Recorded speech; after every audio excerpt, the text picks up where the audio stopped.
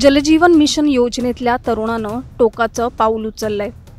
सरकार दरबारी या योजनेची बिलं थकल्यानं हर्षल पाटील यांनी टोकाचं पाऊल उचलण्याचा निर्णय घेतला। या घटनेनंतर आता सरकारी योजनांसंदर्भात अनेक सवाल उपस्थित केले जात आहेत। हर्षल पाटील यांच्या बाबतीत नेमकं काय घडलं? टोकाचा निर्णय घेण्याची वेळ हर्षल यांच्यावर का आली? सरकारी योजनांचं सत्य नेमकं काय? या सर्व गोष्टींचा सविस्तर आढावा या व्हिडिओतून आपण घेणार आहोत। त्यासाठी हा व्हिडिओ शेवटपर्यंत पाहत राहा आणि टाइम्स नाऊ मराठीला लाईक, फॉलो आणि सबस्क्राइब करा। सांगली जिल्ह्यातल्या हर्षल पाटील या तरुण व्यावसायिकानं टोकाचं पाऊल उचलून आपलं जीवन संपवलंय। एक सुशिक्षित तरुण हर्षल पाटील ज्यांनी जलजीवन मिशन अंतर्गत गावात पाणी पोहोचवण्यासाठी प्रामाणिकपणे काम केलं, पण सरकारकडून थकीत बिलं न मिळाल्याने शेवटी हर्षल पाटील यांनी आपलं जीवन संपवण्याचा टोकाचा निर्णय घेतला। सांगली जिल्ह्यातील तांदुळवाडी गावात हर्षल पाटील यांनी जलजीवन मिशन अंतर्गत पाण्याचं काम केलं। राज्य सरकारचं काम होतं, त्यामुळे हर्षल यांनी विश्वास ठेवून कर्ज काढून आणि लोकांना पाणी देण्याच्या पवित्र उद्देशाने हे काम पूर्ण केलं। इतर ठिकाणची कामंही हर्षल यांना मिळाली। शासनाकडून थकीत बिल निघत नसतानाही त्यांनी उसनवारी करून काही ठिकाणची कामं मार्गी लावली। साहित्य खरेदीचाही हर्षल पाटील यांचा खर्च वाढला। आता बिलासाठी हर्षल यांच्या मागे तगादा लागला। थकीत बिलासाठी ते शासकीय कार्यालयात फेऱ्या मारत होते। थकीत बिल लवकर मिळावं यासाठी ते अधिकाऱ्यांनाही भेटले, पण त्यांना यश मिळालं नाही। पण कित्येक महिने झाले बिलाची रक्कम राज्य सरकारकडून मिळाली नाही। हर्षल यांची जवळपास कोट्यवधींची बिलं राज्य सरकारकडे थकीत होती। बँकेचे हप्ते, कर्जाचं व्याज आणि घरातल्या जबाबदाऱ्या या सगळ्यांमुळे हर्षल यांच्यावर मानसिक तणाव वाढत गेला। हर्षल पाटील यांच्या प्रकरणामुळे राज्य सरकारवर चहूबाजूंनी टीकेची झोड उठली आहे। विरोधकांनी राज्य सरकारला घेरत अनेक सवाल केलेत। हर्षल पाटील हे राज्य सरकारच्या लोकप्रिय योजनांमागचं असंवेदनशील वास्तव असल्याची टीका शरद पवार गटाचे आमदार जितेंद्र आव्हाड यांनी सोशल मीडियावरून केली आहे। लाडकी बहीण योजना राज्याला आर्थिकदृष्ट्या पेलवणारी नाही। या योजनेमुळे हजारो कंत्राटदारांनी पूर्ण केलेल्या कामांची बिलं अडवली, कारण राज्य सरकारकडे ही बिलं देण्यासाठी पैसे नसल्याचं आव्हाडांनी आपल्या ट्विटमध्ये म्हटलंय। जितेंद्र आव्हाड यांच्या ट्विटला एकाने कमेंट करत पुढचा नंबर माझाच असेल का असं म्हणत रिप्लाय दिलाय। यावर आव्हाडांनी चिंता व्यक्त करत सरकारला वैयक्तिक लक्ष घालण्याची विनंती केली आहे। तर दुसरीकडे खासदार सुप्रिया सुळेंनीही महायुती सरकारच्या कारभारावर ताशेरे ओढलेत। व्यावसायिकांना आपल्या हक्काच्या पैशांसाठी कोर्टात जाण्याची वेळ येते, ही महाराष्ट्राला न शोभणारी बाब असल्याची टीका सुप्रिया सुळेंनी केली आहे।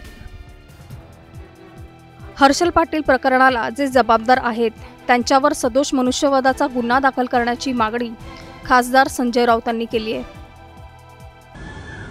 ज्या एका तरुण मराठी उद्योजकानं काल आत्महत्या केली, हर्षल पाटील या तरुणानं जी आत्महत्या केली, जो लहानसा उद्योजक आहे, ज्याने 80 लाखाचं कर्ज घेऊन जलजीवन मिशनमध्ये 1,40,00,000 लाखाचं काम केलं आणि त्याचं बिल मिळालं नाही। महिनोन-महिने तो सरकारी कार्यालयात चपला झिजवतोय आणि शेवटी एका हतबलतेनं त्यांनी काल आत्महत्या केली। त्या हर्षल पाटीलच्या घरी जाऊन त्याच्या कुटुंबाचा आक्रोश या निर्दयी सरकारच्या मुख्यमंत्र्यांनी आणि उपमुख्यमंत्र्यांनी जर पाहिला असता तर त्यांना महाराष्ट्रात काय परिस्थिती आहे हे कदाचित कळलं असतं।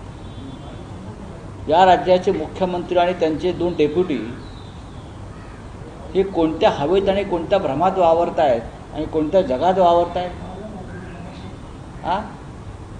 आणि देवेंद्र फडणवीसांचं परवा किती मोठं कौतुक केलं प्रधानमंत्र्यांनी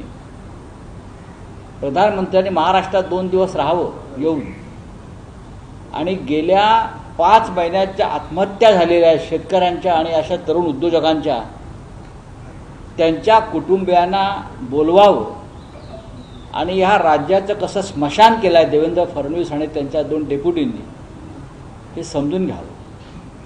हर्षल पाटीलची आत्महत्या हा सदोष मनुष्यवध आहे. हा सदोष मनुष्यवध आहे. त्याला आत्महत्या का करावी लागली? जलजीवन मिशनमध्ये केलेल्या कामाचे पैसे त्याला वेळेत काय मिळू शकले नाहीत? त्याला कोण जबाबदार आहेत? कोणते मंत्री जबाबदार आहेत? कोणते अधिकारी जबाबदार आहेत? त्यांच्यावर सदोष मनुष्यवधाचा गुन्हा हे दाखल करणार आहेत का? त्यांना खरोखर न्याय द्यायचा असेल, 1,40,00,000 तुमच्याकडे नाही सरकारच्या खात्यामध्ये. ठेकेदारांची 80,000 कोटीची बिलं थकली आहे. अनेक ठेकेदारांनी आत्महत्या केल्या. मुख्यमंत्र्यांच्या गाडीसमोर जाळून घेण्याचा प्रयत्न केला आणि काल या तरुण हर्षल पाटीलने आत्महत्या केली. तरीसुद्धा हे सरकारमधले 2-3 लोक हे मौज मजा करत फिरतात नरेंद्र मोदीप्रमाणे. काय चाललं आहे या महाराष्ट्रामध्ये? त्या गडचिरोलीला गेले वाढदिवसाच्या दिवशी आणि तिथून म्हटले की शहरामध्ये नक्षलवाद वाढला आहे. गावासाठी काहीतरी करण्याची इच्छा बाळगणाऱ्या हर्षल पाटील यांची स्वप्न थकीत बिलाच्या फाईलखाली चिरडून गेली आहेत. हर्षल पाटील हे फक्त एक उदाहरण आहे. अशा घटना आणखी घडू नयेत यासाठी राज्य सरकारने तातडीनं कारवाई करावी अशी मागणी होते. जर शासनाने वेळीच हर्षल पाटील यांची बिलं चुकती केली असती तर कदाचित एका होतकरू तरुणावर आपलं आयुष्य संपवण्याची वेळ आली नसती. हर्षल पाटील यांना जर न्याय मिळवून द्यायचा असेल तर हा व्हिडिओ जास्तीत जास्त शेअर करा आणि घटनेसंदर्भातील तुमचं मत आम्हाला कमेंट करून नक्की सांगा.